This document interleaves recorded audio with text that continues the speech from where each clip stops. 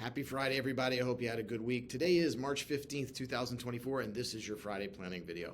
As I mentioned on Monday, I want to intertwine my love for Formula One auto racing into a story of planning for you. There's a mantra I try to follow, and that is control what you can control. Now, if you are anti-auto racing or just have no interest, please stick with me for just a minute. You will see a planning connection quickly. Last season in Formula One, as documented in the streaming show Drive to Survive Season 6, one of the episodes focused on the historic McLaren team, a team that probably is right under Ferrari and Mercedes. It's almost synonymous with Formula One. The connection here, right to the point, is that the setup was great. Two of the best drivers on the grid, great management team, and some of the best sponsors in the series. What they were missing was the one key that all motorsports requires to win: speed, a competitive car. Now, if I'm close to losing you, I'm about to make the connection. Please hang on for one more minute. As I watched this episode unfold, I could not help but think of the connection to what we do as we work on your financial plans. And without being too much of a spoiler, McLaren did finish the season a respectable fourth in the team standings. How they did it was what I want to focus on. Like the way we develop a financial plan, there are things we can control and there are things we cannot control. The race team was the same. They controlled the driver talent, some of the best, and they spent a lot of time talking about the plan. They controlled the management, solid, hands-on. They controlled the sponsors by meeting with them and discussing the progress in the plans. This is what we do. You've heard me lay out the process: develop a plan, define how we will execute that plan, which drivers, in our case, which products and investments, even asset allocation and asset location. We then implement that plan. They put the car on the track, and we invest as the plan is set up to be. I'll come back to this part. It holds the key to success. From there, they evaluate the outcomes and make necessary changes to the car and the strategy. In this case, sending the data back to the engineers that need to do the work. And in this case, they're totally at the mercy of the engineers to make the car.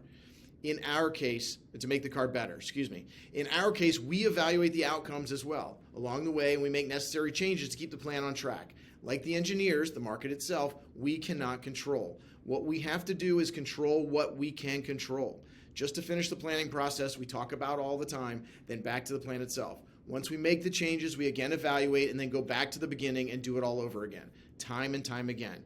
In racing, winning the race is pretty much always the goal. Your goals, while most of the time can be described as winning, change on a regular basis as to the details. We change the plans to meet the changes in your goals. The process of planning for the race team and for us concentrate on what we can control. What we know is that in most cases, your goals, educating your children, philanthropic giving, legacy planning, and especially retirement, don't come and go as the market goes up and down. This requires us to focus on the part of the plan that we can control, because as much as we try, we can't control if the market's going to go up or down, certainly not in the short term. So what we do is we choose the right drivers and the team managers. Yes, that's you, that's me, and more specifically, the products and investments, the asset allocation, the asset location. It can even include other members of our team, like the legal and the tax part. Once we have that in place, we focus on the team strategy, and this is the cash flow needs. Growth targets, tax planning. Quick reminder, I don't give personal tax advice, but the engineers, I mean your tax advisors, and I will work together to keep this part in check as well. As I mentioned, most of these items don't change when the market's up or down. I've been doing this a long time, and when people ask me if this market, especially in the past few years, drives me crazy, first of all, no, based on the past 30 plus years that I've been doing this, and no, more importantly, we cannot focus on the car that the engineers are working on. That's the market. We focus on what we can control. There are ways to plan for your education needs regardless of what the market does. There are ways to plan for the cash flow needs regardless of how slow the car is. What we need to have the plan is the plan in place. You want to retire at 65, start taking Social Security at 7, and have the income you need to meet the goals and dreams? Those are pretty clear. Win the race at all costs. How do we do that? And how do we do that if the market is down? That's where the planning comes in and why we need to stay in touch about the goals and the changes to those goals. Once we know about the timeline of the goals, we can plan for the cash flow, plan for the education funding, and plan for the retirement, and doing all we can to reach those goals and dreams. Now, I hope this doesn't sound crazy to compare Formula One team and your financial plan, but I think you can see the comparison works. As I said from the outset, McLaren turned the season around quickly. When the engineers came through the market and brought them a faster car, That's what they did. If while they waited for the faster car, the team fell apart, the plan fell apart, the drivers, the management, the sponsors, they all fell apart, they would not be there to get to the podium finish in the 10th race of the season, second and fourth in the race, and fourth for the team standings by the end of the season. It was a long 10 races. For all involved, like the down markets we have, they seem long, and sometimes they are, but like the McLaren team, if the plan stays in place and work is done ahead of time to be ready for it, and then care is taken during any tough times, the road to success can still be intact. That's our plan. We plan for your goals. We don't rely on what we cannot control in the short term. If your plan requires income, we have cash on hand, so that if the markets are down, we can meet those needs.